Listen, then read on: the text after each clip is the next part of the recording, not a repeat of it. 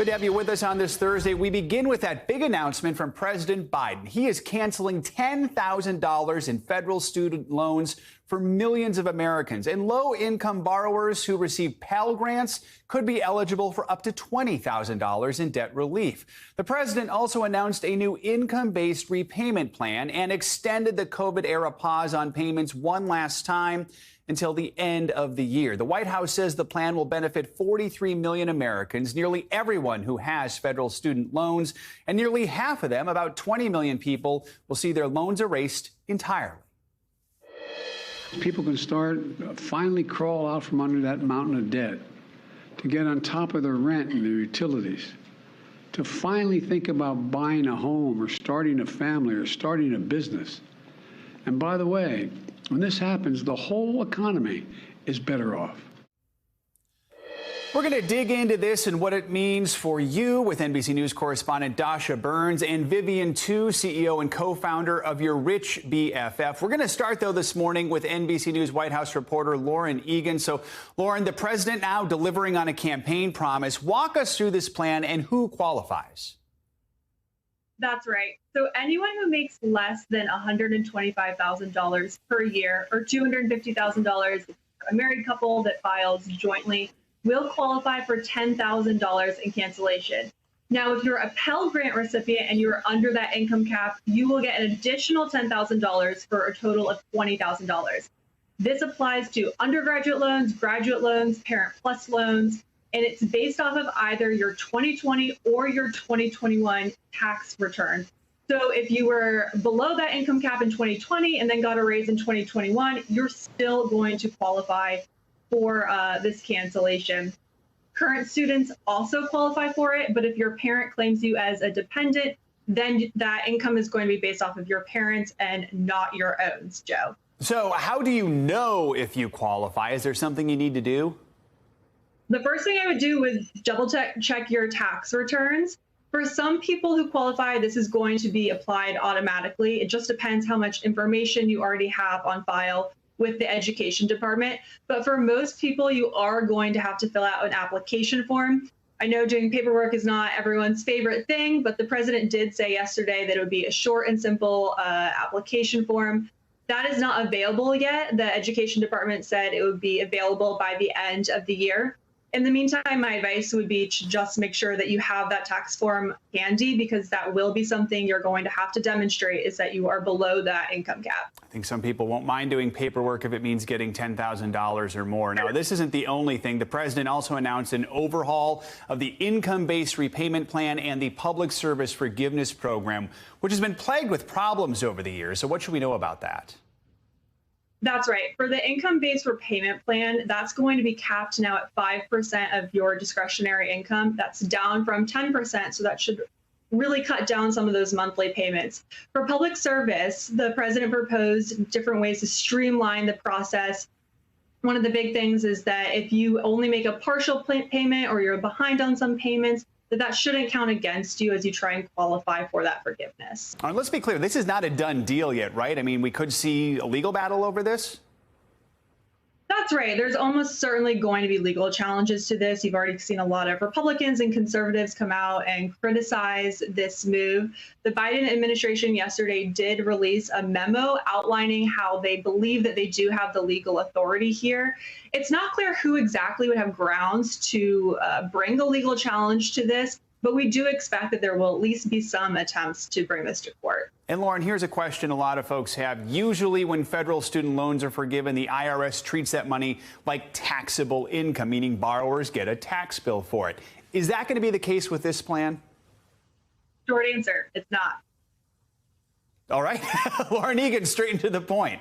Thank you so much for joining us and laying it all out for us this morning. We appreciate it. Let's get more on the reaction to this and bring in Dasha Burns. She's been chatting with folks in upstate New York. Dasha, good morning to you. I mean, this is life-changing news for some Americans who are struggling to pay down their loans. Here's a number. Total student debt has surged past $1.7 trillion. That's more than triple what it had been 15 years ago, according to the Federal Reserve Bank of St. Louis.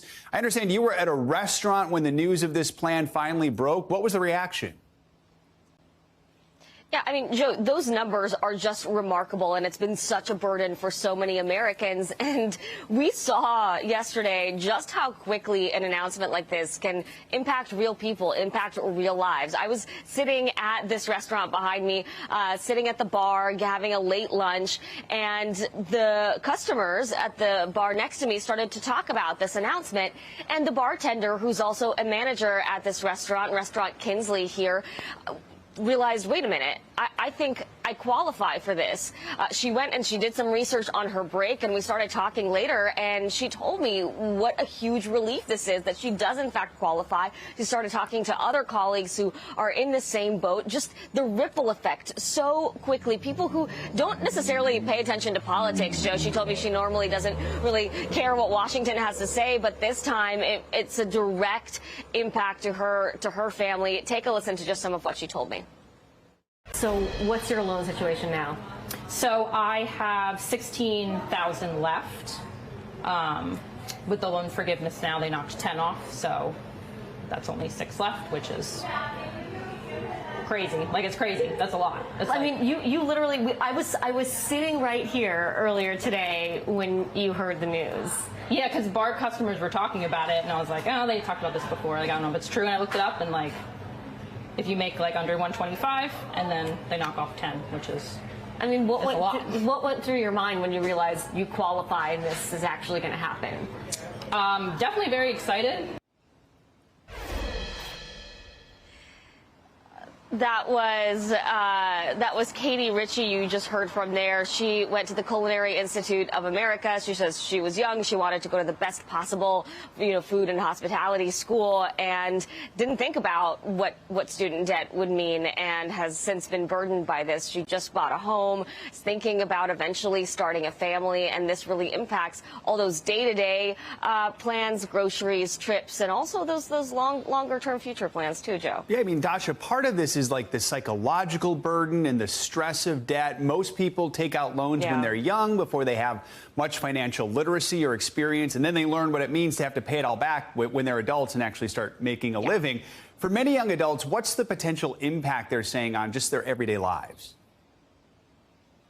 Oh, Joe, it's huge. I mean, this news spread like wildfire in this restaurant. We met another server, Rebecca Kelly, who is married. She just had a baby. She has a 5-month-old at home. She's actually working as a waiter because she makes more money doing that than her recreational therapy job at a nursing home. She loved that job but needed to make a little bit more money because she has this new family. Her husband is working a full-time job. He's started driving for Uber at night to try to pay off some of his student debt. Together, combined, they have more than $100,000 of student debt. I mean, this has been such a burden for them. It's caused so much anxiety, especially as they've been thinking about now their daughter's future, right? Take a listen to what Rebecca told me. I think it's going to take some of that weight off. It's going to help us be able to stress a little bit less about groceries, because monthly bills we probably will be able to, once the pause is over and payment resumes, we'll probably be able to have a little bit lighter just because of that $20,000 that we're going to save in the long run, and be able to not worry quite so much about putting food on the table and taking a little trip here and there as a new family. So you've got Rebecca, who still has a lot to pay off. You've got Katie, who now is almost done with her student loans because of this. But the bigger picture here that I've heard from people as well is, why should a family have $100,000 plus of student loan debt? The cost of higher education is something people still really want to see addressed. They're so grateful and excited for this little bit of relief. But for some people, it's still only a small dent in this big mountain mountain of debt that they have, Joe. Yeah, just a drop in the bucket for a number of people out there, but also life-changing for so many more. Dasha Burns, thanks so much for getting that reaction. We appreciate it. Let's bring in Vivian, too, for more on this. She is the CEO and founder of Your Rich BFF, a familiar face on this show. Vivian, good morning. So this is cool. You were in the White House Zoom call when President Biden made this announcement. So even though it was a Zoom room, could you take the temperature of the room? What was the mood like when the announcement was made? And just what do you make of this? Yeah, I think the briefing room was filled with a lot of excitement. There were so many young people in the room, lots of creators, lots of influencers. And I think there was just such a hunger for information about how to physically and actively go about this because everyone was so excited about this information. Like so many have said before, this is going to be a huge, huge impact on our generation and the one before and after ours.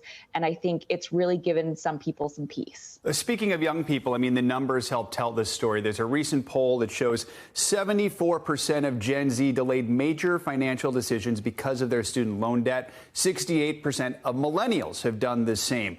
Do those numbers reflect what you hear? And how do you think this forgiveness plan will help millions of people who feel like they're just struggling to get ahead in life? Yes, 100%. To your point, it feels like so many young people are delaying their life milestones because of their student debt. And then the other quarter are just kind of so in debt that they are just burying their head in the sand. And this is going to be a benefit pretty much across the board. Some really wonderful stats that I was given during the briefing was that 90% of the money going out will go to people making less than $75,000 a year. And 40% of people who are going to get, 40% of people are essentially going to get a letter that says, yeah, you're done. And that type of reduction in debt is going to be life-changing. We forget that it's not about these big, scary numbers, but rather what our monthly cash flow looks like. And this means people will have more dollars in their pocket to spend on their lives, their food, their home, all of these things that we need to spend money on every single month. By the way, it'd be really cool if the letter they got actually said, yeah, you're done. That'd be awesome. All right, let's tap your mind for some of your knowledge here. What advice do you have for young adults? They're in college right now. They're in the process of taking on this college debt because they have no other choice if they want to go to school. What does this decision mean for them, and what's your advice for them now moving forward?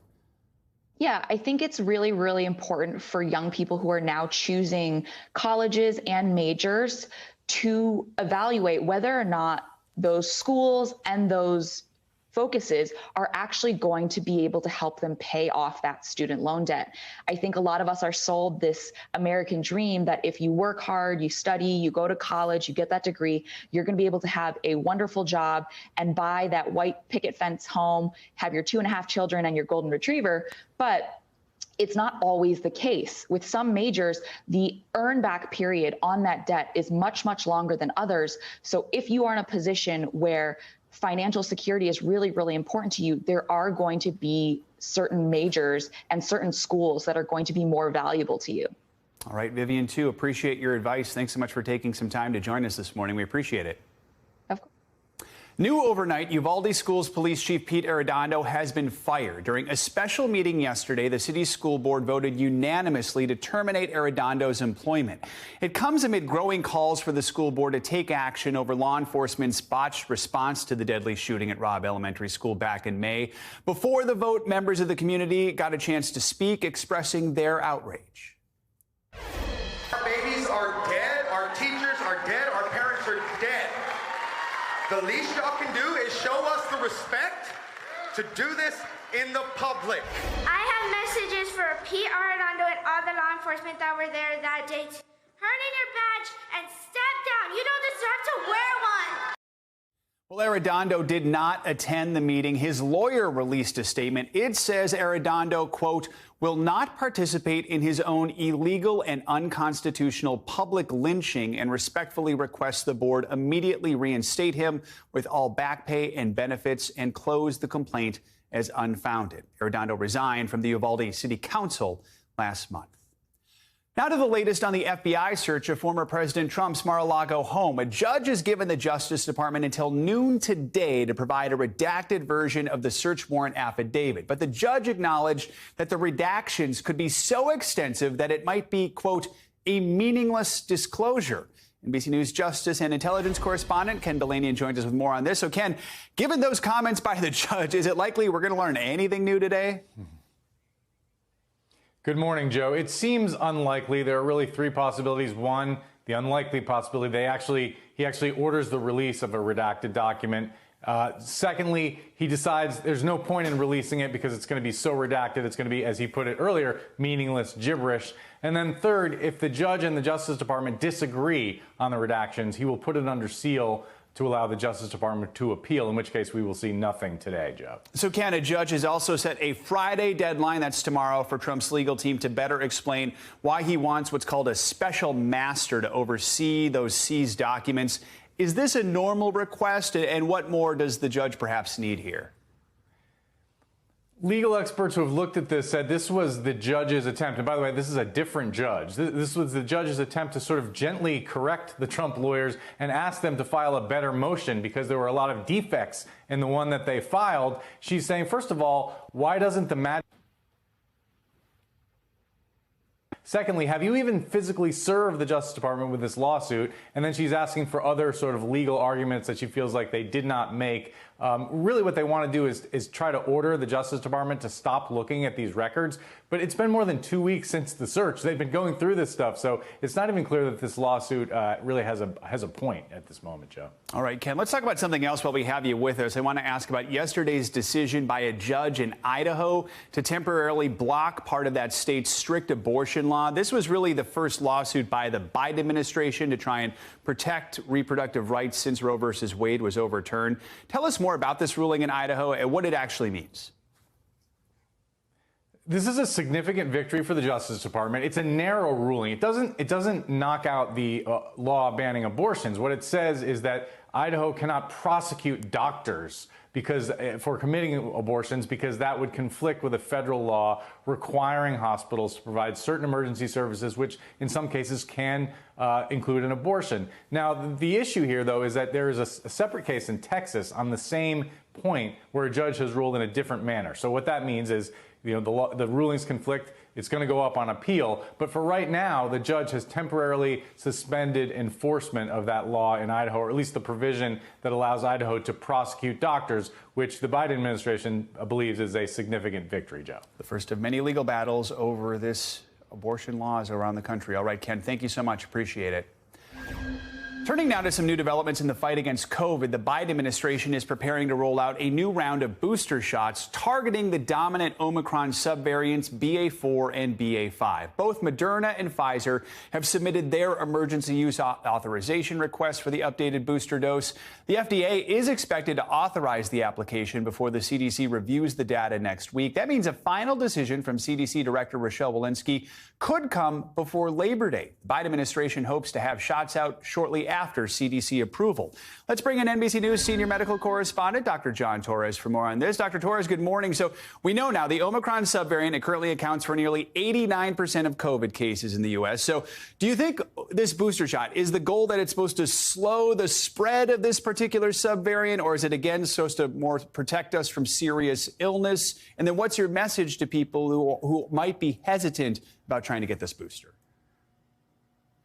And Joe, I think right now we're still at the same stage with the shots and the boosters where it's not necessarily slowing the spread, but it is preventing us from getting hospitalized, preventing us from dying, and to some extent helping slow that spread down a little bit. But I think the big message here, and this is the message that's been all along, and it doesn't really change with this new booster that's coming out. If you have not gotten your booster shot in 2022, you should get a booster shot. And right now, waiting until that new booster shot comes out might be best for most people because that's going to come out very quickly here within the next few weeks. And so then you can get this updated booster, which we hope will help going into the winter time frame. But overall, the message is if you've been fully vaccinated, fantastic. Get those boosters, though, because we know that vaccine doesn't last that long. We want to make sure that people are protected from those big things we talk about, the hospitalization and the death from COVID, Joe.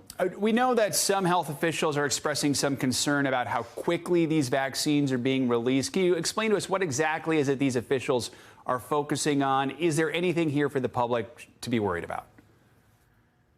And they have sped up the vaccine release here, and they have sped up getting this emergency use authorization. And the way they've done it with the BA4-5 variant, which if you remember back in June, the FDA Advisory Committee basically recommended to the vaccine manufacturers that they do this BA.4/5 variant. They've been studying BA.1 for a while, so they had to switch things a little bit. But it's a technology that you're able to do that very quickly. And so what they're doing in this case is they're using some of that BA.1 testing they've done on humans, and they're combining that with BA.4/5 testing right now in this new booster shot that they've done in mice that shows that it works very well in them. And the reason they can do that is because we know all along this mRNA technology for this COVID shot has been working in humans. They're just tweaking it a little bit here. And so I think the important point here is that the public shouldn't be worried about the safety.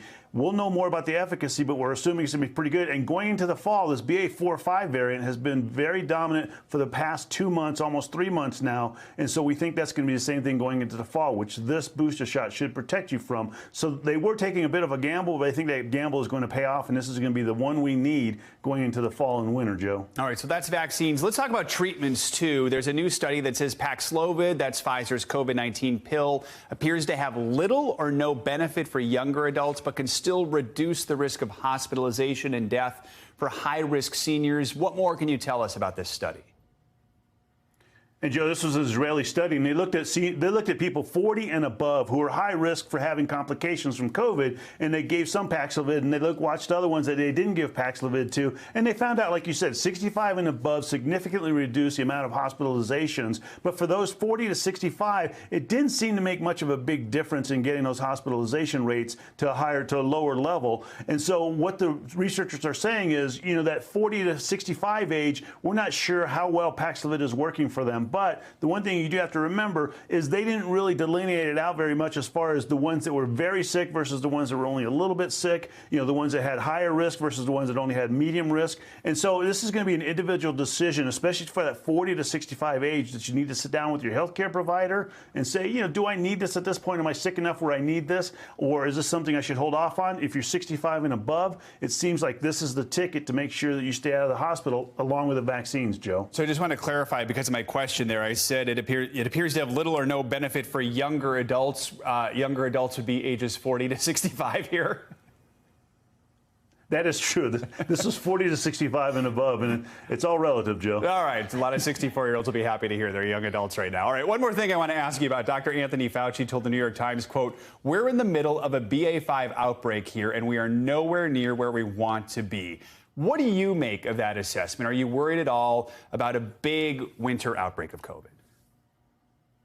I think we might see a winter outbreak. I don't know if it's going to be necessarily as big as last winter's outbreak, but I think it's going to be higher than what we're seeing right now. And like I mentioned earlier, for the past 2+ months, we have hovered around 100,000 cases. That's the BA.4, BA.5, and it really hasn't dropped down. Every now and then it drops down into the 80,000s, but then jumps right back up. And so that is holding very steady. But we also are finding out some new things about the BA.4/5 variant, that it tends to show the symptoms very quickly, and doesn't last as long as the other variants did. And so, I think we're turning a corner here in the variants and the subvariants we're seeing, and I think we're starting to see Omicron become the more stable variant across the spectrum here. And so if that continues forward, then this is something that, number one, we can get a better understanding of how to fight it long term, but number two, also we're going to be getting more protection from it just by natural infections and the vaccinations. And so I think in the long run this will help, but in the wintertime period, I think we will see it crop up a little bit, but hopefully not nearly to the extent we've seen before, Joe. I agree with hoping for that as well. Dr. John Torres, a lot to talk about this morning. Thank you so much. Appreciate it.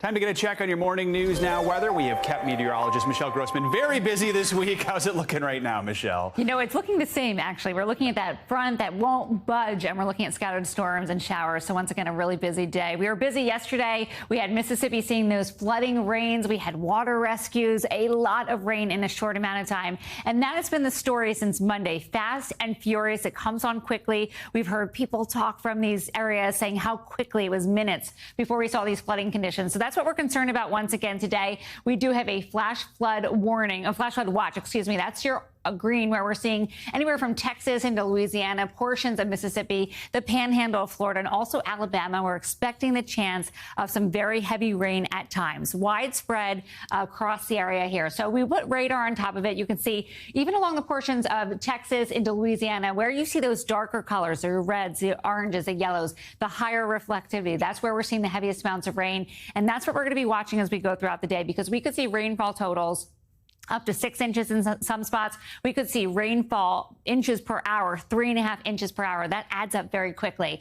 But it's extending all the way to portions of the southeast. So now we're seeing some heavy downpours throughout Mississippi, throughout Alabama, into Georgia, into the Carolinas, and we're going to see them into Florida as well, especially in the panhandle of Florida. So as we go throughout the day here, we're going to rack up those totals. Once again, we're looking at totals anywhere from 1 to 3 inches, but could see 4, 5, 6 inches. Yesterday, we saw up to a foot in some spots, and that's because it does come pretty quickly. So as we go throughout time, that's what we're going to be watching. We're watching this front. It's moving very, very slowly. It's almost stalled across the area. It's pulling in that Gulf moisture. It's almost like a magnet. So we're looking at the chance for torrential rainpours once again, especially this morning. It's going to relax a little bit this afternoon, but Texas and Louisiana, portions of Mississippi, that's what we're watching throughout the day. And then tomorrow, no relief once again, more scattered storms on top of really wet soil. A few downpours may lead to flash flooding. So the concern remains tomorrow into the weekend. I'll show you the weekend forecast in just a bit. But today across the country, we have those scattered storms. We have monsoonal flooding throughout the southwest. We're already seeing that this morning. Also heating up in the northeast. Temperatures soaring into the 90s once again. August is back, and we are looking at temperatures once again in the west really hot as well. So plan on the 90s. You want to dress for the 90s, and we do have humidity out there, so feeling a little warmer than it actually is. Baltimore will feel like 92 this afternoon. Richmond, 94 is what it's going to feel like. We'll feel like the upper 80s in Charleston, and it's going to feel like the mid 80s in Detroit and also Pittsburgh. That stays in place tomorrow. It's going to stay in place over the weekend as well. So 90s once again along the I-95 corridor, Philadelphia 92, feeling like 93, into the 80s in New England. And I do want to mention that we will see the chance for severe storms tomorrow. So we have that heat, we have that humidity, and that's going to spawn the chance of some severe weather in New England tomorrow. Now, as we go throughout the weekend, temperatures still really warm. D.C. into the upper 80s, 90 degrees on Monday. So that's something to watch as we go throughout the next couple of days. And then as we look towards the weekend, we're looking at the chance for, at least starting out the weekend, some severe storms into the northeast tomorrow. Today, we could see some strong storms in the Great Lakes, and then this moves off into the northeast tomorrow. And we do have the chance for a tornado risk tomorrow in parts of New England, especially in Maine and also upstate New York. So we're going to watch that closely. And if your air conditioner has made it this far, it's got a little more work to do.